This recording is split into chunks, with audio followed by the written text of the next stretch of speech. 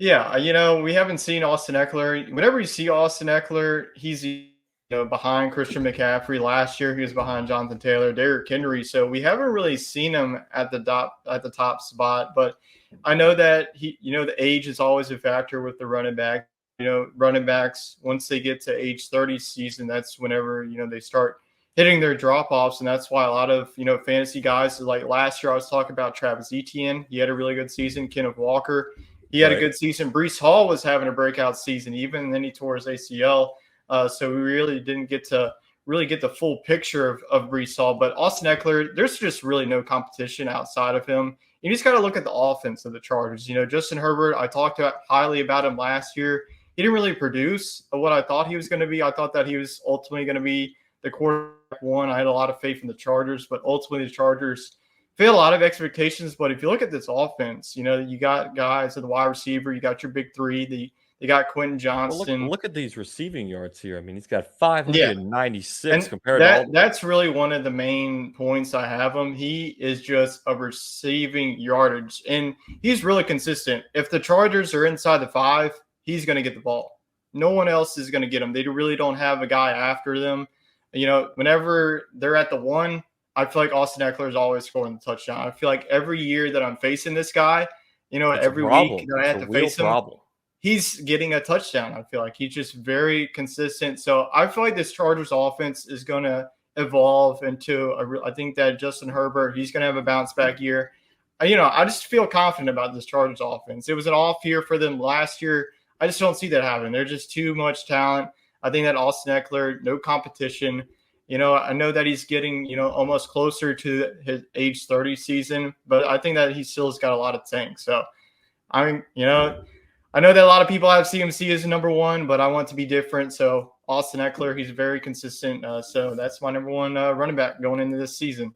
And are these receiving yards last year, or this is the projections This for is the this coming? projected. This is Okay. all projections as you see on your screen there. So as we can read it off, 9.6 rushing touchdowns, 861 rushing yards, over 500 receiving yards. You hardly ever, if you're in a Second to PPR only league. Christian McCaffrey. Yeah, if you're in a PPR league, and especially in a half PPR, even if you have the PPR, you want guys that not only can get you rushing touchdowns but receiving touchdowns, because those guys can be league winners. And Eckler could definitely be one of those guys this year. Oh, I like it. I mean, I have the number 2 pick in our Yep. league this year because I sucked it up last year. Well, we So all did, if except for Jacob. Eckler, The yes, Sports Scramble did not have a really good that fantasy is year. true. That is true. We start this fantasy football, think we're professionals, and we just sucked. Yeah, So it was an off listen year. to us if you want to. We've learned from our mistakes. So let's put it that way. So number 2 is who shocked me. Bijan Robinson. Yeah. We haven't seen anything from him. Of course, he's great at Texas, but he fits in this offense. That's what's giving you the confidence to put him as the number 2 running back this year? Yeah, I think that this is going to shock a lot of people when we put this video out, that I have Bijan over Christian McCaffrey and I have Eckler over both of these guys. But I am very, very high on Bijan Robinson. Like you said, he's a rookie, but it's not like we haven't seen really good rookie seasons. Saquon Barkley had a really good season. Even, CMC had a really good rookie season, even with the injuries. He was a top 5 running back. So I think that looking at the Atlanta Falcons offense, with Desmond Ritter, there's definitely is some quarterback concern.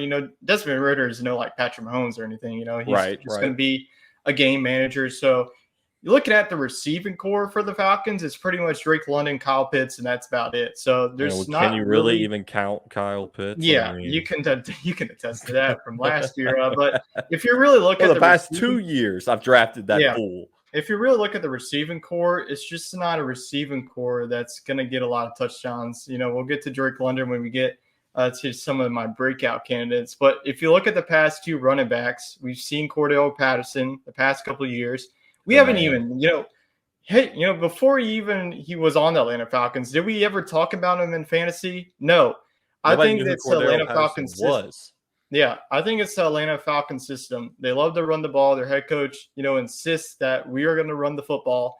And the offensive line, as much as what the bats about them, they really can get between the tackles. And whenever they get inside the red zone, inside the goal line, they're gonna keep running the football and keep running the football until they get into get into the touchdown zone. So looking at the running backs, Cordero Patterson has pretty much worked his way out. He's now in his age 30 season. I think that he's slowly going on, the edge of his career. Right. Tyler Algier, he had a really fantastic season last year. He really got overshadowed by Cordero Patterson. Patterson really got most of the carries at the start of the season. Then we started to see Algier. So I do think that there could be possibility of concern of Tyler Algier, stealing some catches. But the Atlanta Falcons took Bijan Robinson at 7 for a reason. They're going to put him as their bell cow running back. And not only I think that he can be a top 5 running back, but I wouldn't even put it past that he could finish as the RB1 with how much, even at the rushing yards, you see that 1,156 projected yards. That is just insane for a rookie. So I know it's bold, but I love to be bold when looking at fantasy. So Bijan comes in at number 2. Fantasy football expert here, Tyler, taking Bijan Robinson, number 2. Number 3 doesn't come as much surprise that he's in this top 5. Christian McCaffrey, of course, he's on the 49ers now. We saw what happened when he was traded there in the middle of last season. I mean, he's just going to do his thing. He's going to get you a ton of rushing yards. He's going to be a factor in the passing game. Why is he your third guy? Yeah, he's really my third guy. When really ranking out this, I look at upside. So that's why I had Bijan over Christian McCaffrey. I just think that Bijan is going to get more, carries. I think that the 49ers offense, with Brock Purdy, with his injury, what is he even going to play this season? And then Trey Lance, he's also dealing with injury. So you don't even know what quarterback is. Christian McCaffrey might play quarterback. Yeah, Christian McCaffrey might have to play quarterback. But like you mentioned, you definitely know now that what you're going to get at McCaffrey. As much as we like to bash about him on his injuries, he's been one of the most consistent, fantasy running backs. Even if he's hurt, he's been one of the most productive fantasy running backs. So I think that he's very consistent. If you're like at pick number 2, pick number 3, definitely take him. I know that a lot of people are going to take him because he's a safe pick. So I think that Christian McCaffrey, he does it all. He's pretty much like a clone of what you see with Austin Ekeler. He's, he can, he has definitely more bursts than Ekeler, right. Whenever he gets between the tackles. So, that pick. I know that he's number 3, but since, just because he's number 3 doesn't mean that he's going to be one of the top fantasy running backs. So Christian McCaffrey, definitely a safe pick, especially if you're at the top of the draft. Right. I won't be making fun of anybody if they take him number 1 this year. Last year, everybody was shocked. But he's held up so far. We saw what he can do when he's healthy. Of course, you pray everybody's healthy this year, but now that's not how it works out. Now he's on a better offense. Like in Carolina, he was very limited. Coach. He's better coaching. Kyle Shanahan, one of the best offensive gurus in the league, and I think that Christian McCaffrey, he's just really safe. You don't know who the quarterback's going to be, but for him, it doesn't matter because he might be playing it. So let's get to your fourth guy, Saquon Barkley. I think he's still holding out for that contract. Is he playing week 1, Tyler? We're definitely going to hope so since I have him in my top 5. But, Saquon Barkley, like Christian McCaffrey, his NFL career has been riddled with injuries. But last year, he really popped off. Whenever he's healthy, he can be, one of the elite fantasy running backs at the top. I don't think that he's going to go as early as the 3 guys that I mentioned above. Barkley has been, in the mock drafts that I have been in. He's either been at, the end of round 1 or at the turn. I think if Saquon Barkley is at, the turn of round 2, I would definitely, pick him over guys like Jonathan Taylor and Derrick Henry. I just think that he has the upside, especially in the receiving game. We talk about Christian McCaffrey. Saquon Barkley can also be that in a receiving game. The Giants wide receivers have been up and down. They have some young talent, but they just haven't been able to produce that. Daniel Jones' top target has been Saquon Barkley, especially last season. So I think that Saquon Barkley is now fully healthy. The contract talks, I think he's ultimately going to get a contract done. I think that he's happy to be a New York Giant. I think that the Giants and that division, the Eagles and the Cowboys got first shadow. But don't forget, this team made the playoffs last year and beat Minnesota Vikings, who have a lot of offensive talent. Everybody. Shocked everybody. Me. So Yeah, Saquon Barkley, especially. I wouldn't call him a first round running back, but at the start of the second round, if he's there, I would definitely take him. I like it. And round out number 5, we're just going to do the top 5. Of course, we have this whole cheat sheet. Yeah. If you want access to the cheat sheet, all you got to do is subscribe to the YouTube channel and comment that you want it. And get in touch with us, DM us on Twitter, send us your email. I mean, you can put your email in the comments if you want to do that. You might have some weirdos emailing you at 11 o'clock at night. Won't be me, but we'll send it to you. You know, we want to help our listeners. Unless you're in our league, we want to help you win. So, Matt Jones, I know you're watching, Matty Ice. You don't get access to the cheat sheet. That's for sure.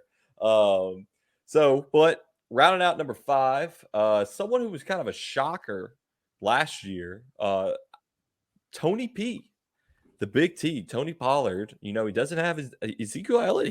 He was released from the Cowboys, wasn't he? He's still floating around trying to find a team. So it's Tony's town. Why is he your number 5 guy? Yeah, just the same reason that you said. No Ezekiel Elliott, and in the NFL draft, they didn't draft a single running back. So I think that Mike McCarthy is definitely all in. He's putting all the chips in on Tony Pollard, and I have been saying this for years. Tony Pollard, to me, has just been the overall better running back than Ezekiel Elliott. Ezekiel Elliott flourished whenever he get to the red zone. But if you own Tony Pollard, you're just like, man, this guy just has elite talent. When he gets he got you to down open the field. space, he gone. Yeah, no one's catching dude's him. Got burners. And then in the receiving game too, I feel like all my top 5 options can be an elite threat in the receiving game. Probably outside of Bijan, he's more of a between the tackler runners. He kind of reminds me of a Derrick Henry type of build. Right. But if you're looking at Tony Pollard, I think that if you're looking at like the maximum points, this guy can give you insane touchdown runs, 50 plus yards. I'm saying he has an elite level speed. He gets you like bonuses, that's for sure. Yeah, can definitely give you a lot of bonuses. So I just feel like Tony Pollard this season's going to be unleashed.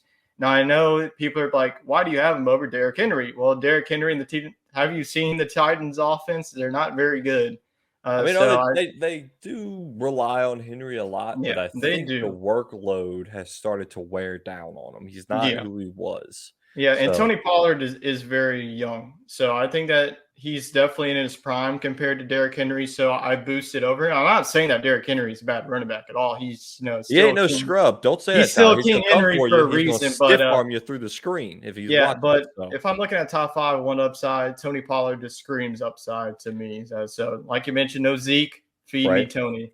Did Tony just sign a contract? Am I remembering that right? Yeah, he might have signed a contract extension. If he doesn't, he's going to have an insane season, and the Cowboys are going to be like, write the check and put how many numbers you want on it. Hey, as many rushing yards as you get, we'll just add some zeros to it. So, well, that's our top 5 for the 2023 fantasy football season. Of course, you get it all from us. We'll be your show. We'll be your guys for the entire season. Next week, I think we're going to do top 5 wide receivers.